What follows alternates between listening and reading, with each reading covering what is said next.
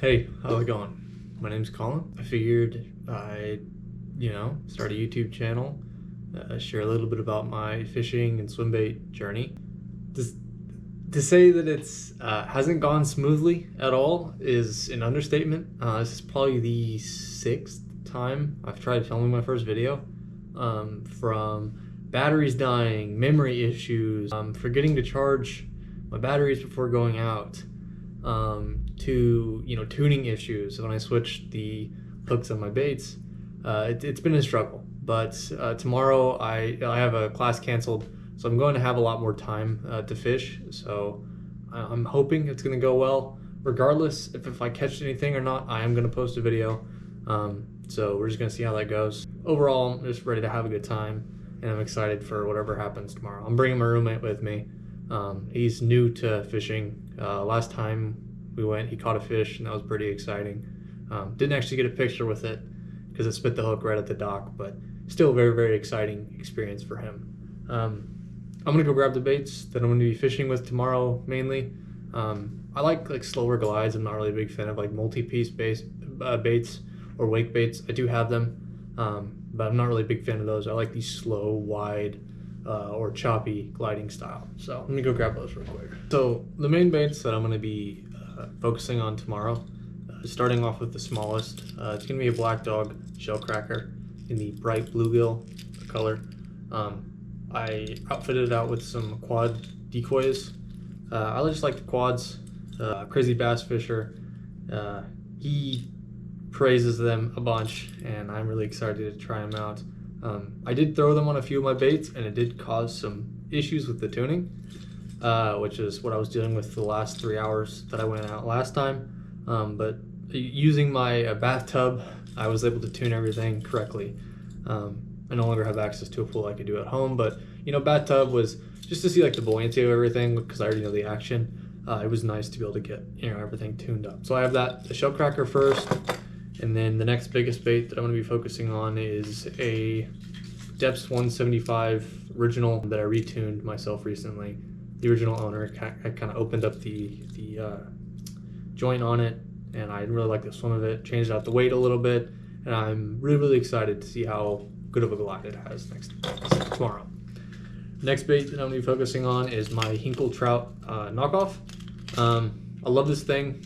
Have had a lot of issues with tuning it recently, but since I've thrown on the decoy quads, I've gotten the sink rate down nice, and then I've thrown a couple of extra split rings in the front just to get it, and in the back, just to get it down there as far down as I want to. Overall, really excited to throw this thing and excited to see what I can catch. And then the last bait that I'm excited to throw is my Biggs Kraken. I'm starting to get a little bit of hook rash on that, which I'm excited to see. Big fan of hook rash. I like, to see my stuff get all beat up and, to see that it's being used and worn. I mean, I like collecting baits. I have a whole display of everything in my dorm room, but for the most part, the best part about it is actually getting out there and using them. I like the functional artwork of bait collecting, and it's really fun to see, something that's you find, I don't know, extremely pretty that's actually doing work. And when it does get scarred up and shows signs of use, that makes you love it even more. So I'm excited to get this thing out there again. I love to swim on it. It's definitely my favorite glide bait. The action on it is extremely wide. And I'm definitely going to consider picking up a couple more of Ryan's baits in the future.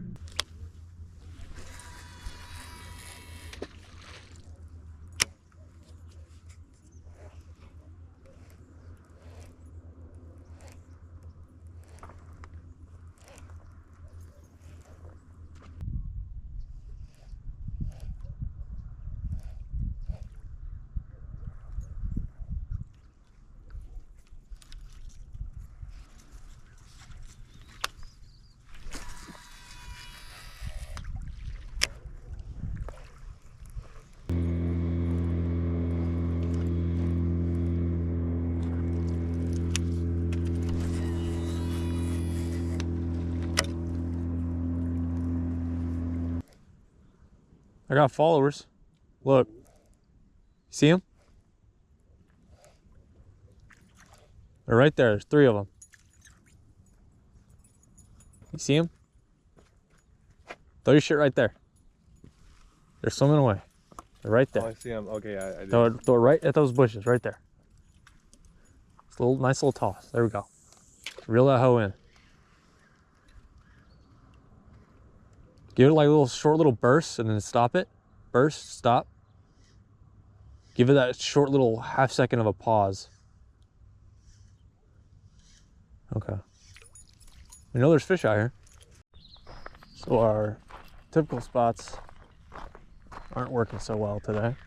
So we're thinking about just like hiking around the lake, checking out some spots. We already got kicked out of the model airstrip area, so that was fun. And now we're gonna check out the picnic slash camping ground, I guess? I don't know. See how it goes. Oh, I got a follower. You do? Yeah. How big? Yay big, 6 inches. Get him. He's like poopy brown. Oh, that's a smallmouth. They got red eyes.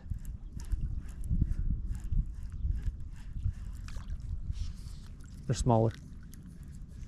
And they have small mouths. No way. Oh! Fuck! Oh, did you almost get one? Did you try? It came up, went underneath it, and right as I was about to hit the bank, I stopped because I didn't know I was looking at what the fuck it was. I stopped the action and the thing fucking sped off after that. Oh. So it literally was like loading up to hit it, and then I stopped the action and it ran off.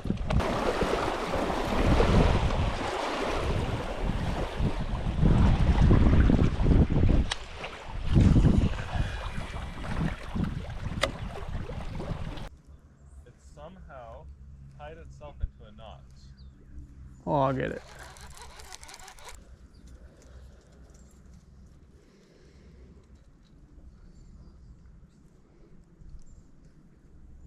Dude, what the fuck did you do? I don't know.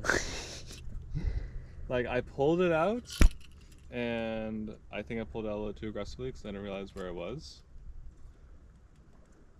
And then all of a sudden it did that.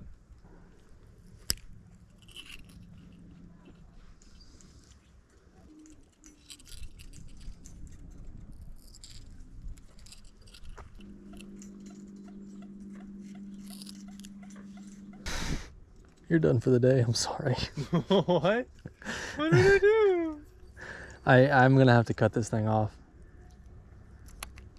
It's stuck. Oh my god. I cut both sides and it still is not coming off. So Damn. I mean, we got like 15 minutes left. It's cool. Yeah, dude, it's 2 rods down. No lures though. No lure, and that's the big part. Yeah. Hey, how's it going? It's me while I'm editing this video. I don't know if you guys could tell by the lack of footage of the 15 minutes, the last 15 minutes after we sorted out the knot situation, but did not catch any fish, unfortunately, that day. I did have that one chaser, and that's kind of, I guess, a caveat into my last point of this video, which is, 3 or 4 things that I learned today, or that day, while fishing, which is something I'm going to be adding at the end of the video, just as something for me as well as the viewers, so not just, I guess, entertained by it, but they can take a little bit away. So the first thing I'd like to take away from this is working your bait all the way to the bank. That fish was poised to strike about 5 feet from the bank, and if I had given that rod a few more twitches, he would have given me a lot more of a chance for him to hit that lure. The next thing that I learned is retying. It's the first time that I've had, that I haven't used like a speed clip to just, swap out baits real quick. I retied every single time, and it not only made me work the same bait over and over again and not really, want to swap it out as much, but it also it really helped with my, sense of, or peace of mind rather, when I was throwing out my baits. I felt a lot more confident if I ever, had a little bit of a snag or anything. I felt confident, ripping out of that situation because I had, retied 5-10 minutes earlier. So, and then the last thing that I'd like to add is Grant doesn't know how to tie a knot, but he can definitely tie a knot at the end of the rod. I ended up fixing it. I ended up having to cut it out. I've never seen anything like that before. I don't know if you guys have seen anything like that. It like wrapped itself around the tip, and I don't know if it was like a tension knot or anything, but I had to cut it. I cut it in 3 separate areas, and it still didn't come off. I had to like basically slice it open with a knife. So overall, fun day. Hope you guys enjoyed, and I'll see you next time. Bye.